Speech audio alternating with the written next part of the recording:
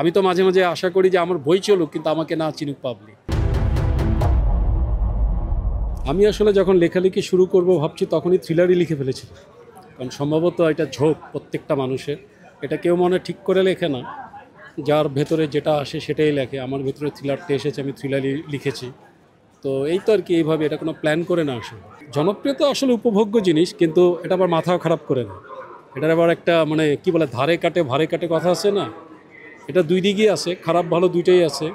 তো জনপ্রিয়তাকে যদি খুব ম্যাচুরিটি যদি এটা গ্রহণ করা হয় তাহলে ঠিক আছে, এটা ভালো, আরও দায়িত্ব বাড়ে। কিন্তু এটার যদি মাথা বিগড়ে দেয় তাহলে সব শেষ।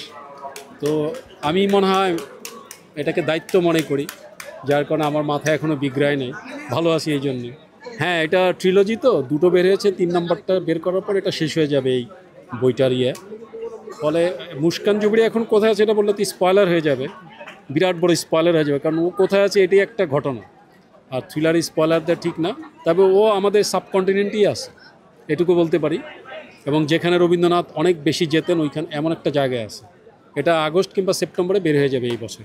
জুলাইয়ের গল্প যেটা, সেটা এককভাবে আমার বই না, কিন্তু আমি ওটা সম্পাদনা করেছি, পাশাপাশি 3টি গল্প লিখেছি, আর বাকি 10জন রাইটার ওখানে 15টি গল্প লিখেছে। ফলে ওটা আমার একক বই না, কিন্তু দ্য ভিঞ্চি ক্লাব হচ্ছে আমার একক বই। ফলে দুইটা দুই রকম, ওটা জুলাইয়ের প্রতি আমাদের যে আবেগ ওটা কাজ করেছে, আর এটা হচ্ছে আমার একেবারে নিজস্ব একটা পরিকল্পনা, যেটা দীর্ঘদিন ধরে আমি লালন করেছিলাম। ওটা এবার বের হলো, কিন্তু এই গল্পটা অনেক পুরনো, 2010-এরও আগে আমার মাথায় গল্পটা এসেছিল। শেষ পর্যন্ত আমি 25-এ এসে এটা লিখতে পারলাম, ফলে এটা আমার অন্যরকম একটা ভালো লাগা কাজ করে।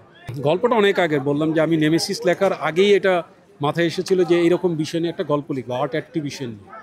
তো আর্ট অ্যাক্টিভিশনের ব্যাপারটা আমাদের এখানে তো দূরের কথা, পৃথিবীতেই খুব কম মানুষই জানে যে একটা শিল্পকর্ম পাওয়া গেলে খুব বিখ্যাত এক পেইন্টারে, যেটার দাম হয়তো কয়েকশো মিলিয়ন ডলার, কিন্তু এটা তো প্রমাণ করতে হবে যেটা ওই পেইন্টারে, কারণ প্রচুর ফর্জার এখানে কাজ করে পেন্টিংয়ের জগতে।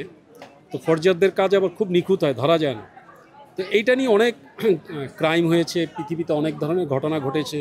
তা আমি এরকমই একটা পিক আপ করেছি যে লিওনার্দো দা ভিঞ্চির একটা পেইন্টিংকে নিয়ে, যেটা এখন পর্যন্ত স্বীকৃত না, ওটা অ্যাট্রিবিউশন করতে গিয়ে যে থ্রিলারটা হয়, রোমাঞ্চকর একটা ঘটনার মুখোমুখি হয় চরিত্রগুলো, ওটা নিয়ে আমি লিখেছি। এবং এটার পরিকল্পনা আগেই বলেছি যে 2010 সালের আগে 9 কিংবা 8-এর দিকে আমি এটা প্রথম ভেবেছিলাম এরকম একটা গল্প।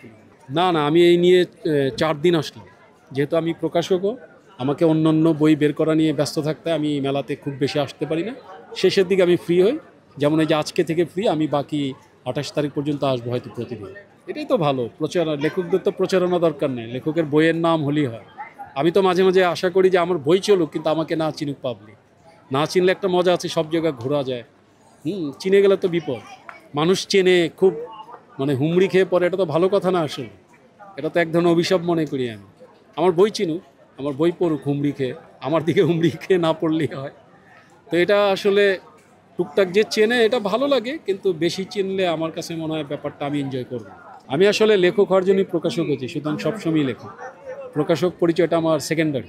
ধাবাকা এমন একটা গল্প যেটা আমি কোনো আউটলাইন ছাড়া লিখেছিলাম। সাধারণত আমি আউটলাইন করে লিখি, থ্রিলার তো আউটলাইন করে লিখতে হয়, কিন্তু ধাবাকা আমি আউটলাইন ছাড়া আমার মাথায় যা যা আসছে আমি তাই লিখছি, এবং শেষ পর্যন্ত আমি স্যাটিসফাইড, এই জন্য আমার কাছে প্রিয়, আর কিছু না। হ্যাঁ, অবশ্যই ইচ্ছা আছে, আমি সব ধরনের গল্পই লিখব, তবে ছোট গল্প লিখেছি আমি থ্রিলারের বাইরে, কিন্তু এখনও উপন্যাস লিখিনি।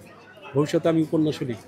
প্রেমের উপন্যাস আসলে এত মানুষ লেখে, আমার মনে হয় নতুন করে এখানে যোগ না দেওয়াটাই ভালো। হ্যাঁ, এত ভিড় করে লাভ কি, লেখার মতো অনেক লোক আছে বাংলাদেশে, আমি আর সে পথে নাই গেলাম।